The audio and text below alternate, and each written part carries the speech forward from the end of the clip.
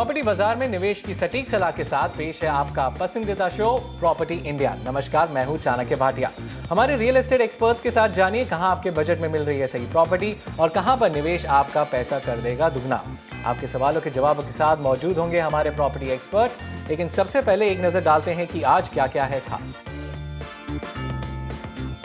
महाराष्ट्र में real estate नियामक bill का खाका जारी किया गया, लोगों के सुझाव का है इंतजार। दूसरे राज्यों की तरह महाराष्ट्र के रेरा पर भी आरोप कि नियम कमजोर और बिल्डरों के पक्ष में है। रिहाइश या निवेश के लिए शहर के कौन से इलाके हैं सबसे बेहतर, पाइए अपने सवालों के जवाब। और साथ ही बताएंगे दिल्ली में जमीन के रिकॉर्ड्स के डिजिटाइजेशन का काम लगभग पूरा, हम करेंगे दावों की जांच।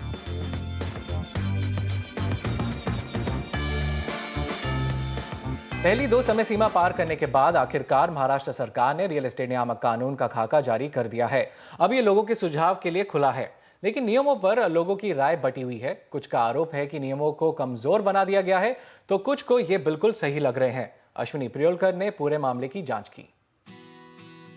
महाराष्ट्र में आखिरकार रियल एस्टेट नियामक कानून का खाका जारी कर दिया है। इन नियमों पर अलग अलग तरह की राय आई है। कुछ कहते हैं कि नियम संतुलित है, जबकि दूसरे लोगों का मानना है कि इसमें खरीदारों के अधिकारों का ध्यान नहीं रखा गया है। सबसे पहली बात तो ये है कि ये ड्राफ्ट रूल्स है, इसके अंदर इन्होंने एग्जिस्टिंग प्रोजेक्ट्स को भी कवर किया है। अनलाइक गुजरात एंड यूपी जहाँ पे एग्जिस्टिंग प्रोजेक्ट्स को ज़्यादा करके एग्जम्पशन दिया गया था, महाराष्ट्र में एग्जिस्टिंग प्रोजेक्ट्स को भी कवर किया गया है। और जैसे कि हम जानते हैं कि केवल मुंबई में करीबन 2 लाख से ज़्यादा इन्वेंट्री अनसोल्ड है, तो ये RERA will be applicable to ये सारे 2 लाख हाउसेस जो अनसोल्ड है उसे एप्लीकेबल हो जाएगा। कानून के अच्छे पहलू ये है कि Maharashtra ownership of flats act यानी मोफा में डीम्ड कन्वेयंस को बरकरार रखा है। सभी बनने वाले प्रोजेक्ट जिनको ऑक्यूपेशन सर्टिफिकेट नहीं मिला है वो कानून के दायरे में आएंगे।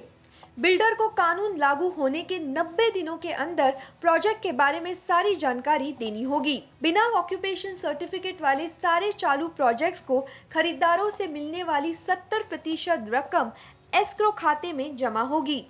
लेकिन इसके बावजूद महाराष्ट्र के नियामक कानून में कई गंभीर खामियां हैं जिनसे खरीदार नाराज है। We expected that something good is going to come for the home buyers.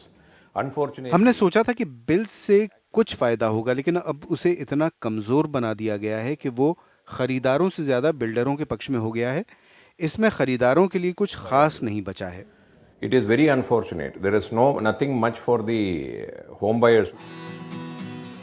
नियामक कानून के खिलाफ शिकायतें उन शर्तों को लेकर है जो महाराष्ट्र के रियल एस्टेट विकास के लिए हैं।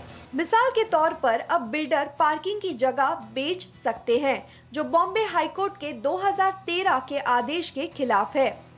बिल्डरों को अपना पिछला रिकॉर्ड जारी करने की जरूरत नहीं है, जो केंद्र के नियम से अलग है। यही नहीं, बिल्डर खरीदारों की मर्जी के बिना ही उचित अधिकारी से मंजूरी लेकर बिल्डिंग का नक्शा बदल सकता है। और सबसे बड़ी बात यह है कि देरी होने पर खरीदारों को मुआवजा देने का कोई जिक्र नहीं है। इन नियमों के बारे में बहुत उलझन है, इसीलिए जरूरी है कि अगर आप घर खरीद रहे हैं तो इन कानूनों को समझकर सरकार को अपनी राय भेजें। इसके लिए आप 23 दिसंबर तक अपने सुझाव भेज सकते हैं। मुंबई से अश्विनी प्रियोलकर, एनडीटीवी।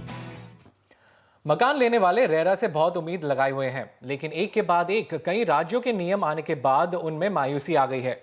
और इसी मामले पर चर्चा करने के लिए हमारे साथ है Shailesh Puranic, managing director Puranic builders, और Ajay Mehta, member fight for RERA Mumbai chapter. बहुत बहुत स्वागत है आप दोनों का प्रॉपर्टी इंडिया शो में। महाराष्ट्र रेरा की बात करते हैं, ड्राफ्ट रूल आ गए हैं। अजय जी, मैं आपसे ये जानना चाहता हूँ कि आपके हिसाब से ये रूल्स क्या बिल्डर के फेवर में है, बैलेंस्ड है, या बायर के फेवर में है? अनफॉर्चुनेटली ये रूल्स बिल्डर के फेवर में है। जो ट्रांसपेरेंसी रेरा के द्वारा हम लाना चाहते थे और बहुत खुश थे कि जो रेरा एक्ट ड्राफ्ट किया गया था उसमें आम आदमी, होम बायर और बिल्डर को एक पैमाने पे लाने की कोशिश थी, और वो इस रूल के द्वारा असंभव रहेगा, क्योंकि उन्होंने काफ़ी चीज़ जो एक्ट में प्रोवाइड की गई है उनको बिल्कुल उल्टा कर दिया है। and that is not a good sign for the home buyers at all. अगर हम आपसे एक मेजर पॉइंट जानना चाहें, क्योंकि महाराष्ट्र ड्राफ्ट रूल में ये लिखा गया है कि पुराने प्रोजेक्ट भी इंक्लूडेड होंगे जिनको ओसी नहीं मिलेगा, तो बाकी शहरों के अगर मुकाबले हम बात करें, यूपी में इनको इंक्लूड नहीं किया गया है, थोड़े क्लॉजेस चेंज किए गए हैं, तो महाराष्ट्र ने तो एक एग्जाम्पल सेट किया है। उसमें भी there are certain issues, but I think the biggest issue is जो आपके डिस्क्लोजर्स में है। रेरा के वेबसाइट पर ये डिस्क्लोज करना ज़रूरी था कि भाई कोई भी बिल्डर है उसकी पिछली 5 साल की क्या हिस्ट्री है, उसने प्रोजेक्ट्स में क्या कंप्लीशन किया है नहीं किया है, अगर कोई पेंडिंग केसेस है उसकी डिटेल देनी चाहिए थी। उनको एक डिक्लेरेशन देना था बैक बाय एन एफिडेविट कि भाई जो टाइटल जगह की है उनके कंट्रोल में है, उनके पास है, और जो भी पैसा वो उठाएंगे वो एक सीए सर्टिफाइड सर्टिफिकेट उनको पुटअप करना था कि भाई they are drawing as per the RERA provision 70% जो काम हुआ है उसके हिसाब से। उसके अलावा कितने फ्लैट्स है, पार्किंग स्पेसेस है, कई सारी डिस्क्लोजर्स रेरा एक्ट ने जो ले डाउन की है उसको सबको उन्होंने नामंजूर कर दिया और दे हैव रिमूव्ड इट। दूसरा, उन्होंने अथॉरिटी को पावर दिया है कि भाई what is to be disclose is to their discretion. RERA act does not provide this. ये रेरा एक्ट में कहीं भी ऐसा प्रोविजन नहीं है कि भाई अथॉरिटी नक्की करेगी कि भाई क्या डॉक्यूमेंट उनको पुटअप करना है और क्या नहीं करना है। सो इस तरह ये जो एक्ट की ट्रांसपेरेंसी लाने की जो लक्ष्य था उसको एब्सोल्युटली फेल कर दिया इन्होंने।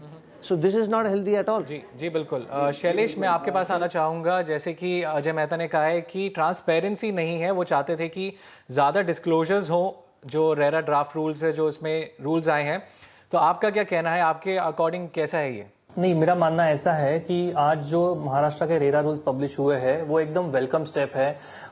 ये बहुत हद तक जो ट्रांसपेरेंसी की बात चल रही थी, हम बहुत सारे रूल्स अगर देखते हैं, 70% का रूल है, या आपका प्रोजेक्ट का पूरा ट्रांसपेरेंट, मतलब क्या परमिशंस है, आपको क्या परमिशंस मिली हुई है, आप आगे क्या परमिशंस मिलने वाली है, या फिर आपको पार्किंग स्पेसेस कितने होने वाले हैं, आपको आगे जाके कितने टाइम में कितने समय में सोसाइटी करनी है, कितने समय में कन्वेंस करना है, ये बहुत सारी चीजें इन्होंने कवर की है। मेरे हिसाब से आज ये रेरा आने के बाद जो हिसाब से ट्रांसपेरेंसी और एक ओपन माहौल जो आज वातावरण बन जाएगा, उसके हिसाब से पूरे महाराष्ट्र स्टेट में एक अच्छा रियल एस्टेट का वातावरण बनने में फायदा होगा, जिससे प्रोजेक्ट्स टाइम पे बनेंगे, प्रोजेक्ट के लिए फाइनेंस मिलना आसान हो जाएगा, क्योंकि फाइनेंस ये बहुत जरूरी चीज है, उसकी वजह से ही बहुत बार प्रोजेक्ट डिले हो जाते हैं।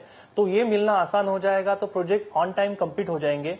एक ट्रांजिशन पॉलिसी लाने की थोड़ी जरूरत है, जो आज उन्होंने बोला है कि 3 महीने में आपको करना है एग्जिस्टिंग प्रोजेक्ट्स, तो वो दिक्कत वाली चीज है। मुझे लगता है कि जैसे कुछ जगह पे किया है, एग्जिस्टिंग प्रोजेक्ट्स रेरा में आने में बहुत ज्यादा मुश्किलात आ सकती है। तो मेरा मानना है कि अगर उनको लाना भी है तो एक हेल्दी ट्रांजिशन पॉलिसी इसमें आने की जरूरत थी, या ज्यादा समय एग्जिस्टिंग प्रोजेक्ट को रेरा के अंडर लाने के लिए देने की जरूरत है। मुझे लगता है ये अगर चीजें इनमें आ जाएगी, वैसे हम सजेशंस भी दे रहे हैं, तो ये एक अच्छा रोबस्ट एक्ट बन जाएगा। उसके अलावा आज टाइम पे पोजीशन देना खाली डेवलपर्स के हाथों में है, ऐसा लिखा है। बहुत सारे स्टेक होल्डर्स है, इंक्लूडिंग गवर्नमेंट, जो इन्वॉल्व है टाइम पे पोजीशन देने में लिए। हमें जो परमिशंस मिलती है या ऑक्यूपेशन सर्टिफिकेट मिलती है, वो लोकल गवर्नमेंट से मिलती है या स्टेट गवर्नमेंट से कुछ परमिशंस मिलती है, उनको भी इनसे साथ जोड़ दिया जाए, या उनके ऊपर भी ये एक्ट कंपल्शन किया जाए, उनको इसमें शामिल किया जाए, तो मुझे लगता है ये ऑल इनकम्पासिंग एक्ट हो जाएगा। आज केवल एक डेवलपर और एक कंज्यूमर और एक रियल एस्टेट एजेंट इसमें आते हैं, बट मुझे लगता है और भी बहुत सारे स्टेक होल्डर्स है इंडस्ट्री के, specially government and the approving और अथॉरिटीज। आई थिंक उनको भी अगर इसमें इनकॉर्पोरेट किया जाए जी। लेकिन मैं एक और बात जो अजय मेहता जी ने कही है कि डिस्क्लोजर ज्यादा होना चाहिए था, यानी कि लोगों को पता होना चाहिए कि डेवलपर का पास्ट रिकॉर्ड क्या है, किस लैंड पे वो जमीन बना रहा है, टाइटल्स क्लियर है कि नहीं क्लियर है, कार्पेट एरिया में कोई बदलाव तो नहीं हो रहा है, कंसेंट के साथ होना चाहिए। ये सब क्लॉजेस को तो इन्होंने किनारे कर दिया है। इन्होंने अभी सोसाइटी फॉर्मेशन के बारे में बात की, तो सोसाइटी फॉर्मेशन का जो ओरिजिनल सेंट्रल रूल है उसमें ऐसा लिखा गया था कि 50% flats are sold, the builder has to within 3 months form a society. अभी महाराष्ट्र रूल ने ऐसा बना दिया कि भाई ओसी मिलने के बाद, उसके बाद 60% पोजेशन मिलने के बाद 2 महीने में सोसाइटी बनाई जाएगी। सो इफेक्टिवली ये जो कन्वेंस होगा वो तो रुक ही गया, जब तक ओसी नहीं मिलेगा, 60% पोजेशन नहीं होगा। So it is completely change the rule. I appreciate the gentleman's intention कि भाई ये जो बोल रहे हैं कि इंडस्ट्री स्टेटस मिलेगा, फाइनेंस मिलेगा, बस जो ट्रांसपेरेंसी लाने की बात थी जो एक आम आदमी और बिल्डर को एक सही इक्वल पैमाने पे और इक्वल अहदे पे रखने की बात थी, वो इस महाराष्ट्र एक्ट में से बिल्कुल नहीं होगा, महाराष्ट्र रूल्स के हिसाब से। जैसे मैंने so many places they are violated। जी बिल्कुल। शैलेश जी, आपका क्या जवाब है इस पे? क्योंकि डिस्क्लोजर की हम बात कर रहे हैं, अकाउंटेबिलिटी की हम बात कर रहे हैं, ट्रांसपेरेंसी की बात कर रहे हैं, वहीं एक्टिविस्ट कह रहे हैं कि ट्रांसपेरेंट नहीं है क्योंकि ज्यादा जानकारी लोगों तक नहीं जा पाएगी। नहीं, मेरा ऐसा मानना है कि अगर हम एग्जिस्टिंग लॉज और रेगुलेशंस चेक करते हैं जो रियल एस्टेट को लगाई जाती है और जो नया आ रहा है, उसमें बहुत ज्यादा ट्रांसपेरेंसी, बहुत ज्यादा डिस्क्लोजर्स है। और ये जरूरी नहीं है कि सबको पता चले, क्योंकि आज इंपॉर्टेंट चीज यहाँ पे रेगुलेटर हो गया है और ऐसा नहीं बोला गया है कि ये डिस्क्लोज करना नहीं है, ये डिपेंडेंट ऑन रेगुलेटर है। तो मेरा ऐसा मानना है कि ये बहुत हद तक ट्रांसपेरेंट और बहुत हद तक जो कंज्यूमर को जो जवाब चाहिए थे, या बहुत हद तक कंज्यूमर को चाहिए था कि कितने प्रोजेक्ट में सैंक्शंस आए हुए हैं, आगे कितने सैंक्शंस आने वाले हैं, अभी क्या एग्जिस्टिंग सैंक्शंस है और प्रपोज सैंक्शंस क्या है, कितनी और बिल्डिंग्स इसमें आने वाली है, उसका सब एक जगह पे एक टाइम पे इन्होंने डिस्क्लोजर करने को बोला है। तो मेरा ऐसा मानना है ये बहुत ज्यादा हद तक ट्रांसपेरेंट एक्ट है। अजय जी, मैं आपसे जानना चाहूंगा कि और क्या दिक्कतें आप देखते हैं इस एक्ट में, क्योंकि एस्क्रो अकाउंट को लेकर भी एक कंफ्यूजन बना हुआ है। Sir, rule 20 of chapter 4 as per Maharashtra rules very clearly states कि ये पेपर्स और ये डिस्क्लोजर्स करना ज़रूरी नहीं है। सो ये actually this is not legal. The Maharashtra rules can not over rule an act. Act में जब लिखा गया है कि डिस्क्लोज करना है, ये लोग बोल रहे हैं डिस्क्लोज नहीं करना है, these provisions are exempted, that is not legal. और अगर आप कहना चाहते हैं कि भाई नहीं लिखना, ये क्लैरिफाई नहीं किया गया है, that is wrong, because it is very clearly mention कि इसको नहीं करना है। रही बात आप जो बोल रहे हैं ऑनगोइंग प्रोजेक्ट्स के बारे में, तो ऑनगोइंग प्रोजेक्ट्स में उन्होंने कहा है last sanction plan, any project which has not received completion certificate as per the central rule is considered as a ongoing project. अगर आप इसी ऑनगोइंग प्रोजेक्ट में लास्ट सैंक्शन प्लान देंगे तो जो कमिटमेंट बिल्डर ने होम बायर्स को दिया था बुकिंग के टाइम पर, उसमें जो भी वायलेशन किया है वो सब उसमें nobody it will not come to light, वो सैंक्शन प्लान अप्रूव करके चले जाएंगे। दूसरी बात, जो पेमेंट आपने कलेक्ट किया है एज ऑन डेट जब ये रजिस्ट्रेशन होगा, उसका 70% net of expenses is also to be deposit as per हुपा रूल्स। ये महाराष्ट्र एक्ट में कहीं मेंशन ही नहीं किया गया है। जो पैसा आ गया, जो आएगा उसका 70%।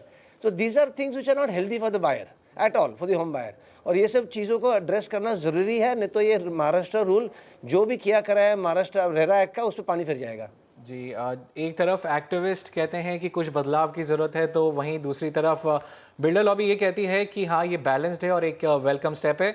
23 दिसंबर तक का समय है। अगर महाराष्ट्र में आप रहते हैं और आपको लगता है कि रेरा ड्राफ्ट रूल्स सही नहीं बने हैं और कुछ बदलाव होने ज़रूरी हैं, तो आप अपने सुझाव 23 दिसंबर तक सरकार को पहुंचा सकते हैं। क्या पता फाइनल ड्राफ्ट रूल्स में कुछ बदलाव हो जो आपके हक में भी हो और रियल एस्टेट सेक्टर के भी हक में हो। बहुत बहुत शुक्रिया मेरे साथ जुड़ने के लिए शैलेश पुराणिक जी और अजय मेहता जी, बहुत बहुत शुक्रिया।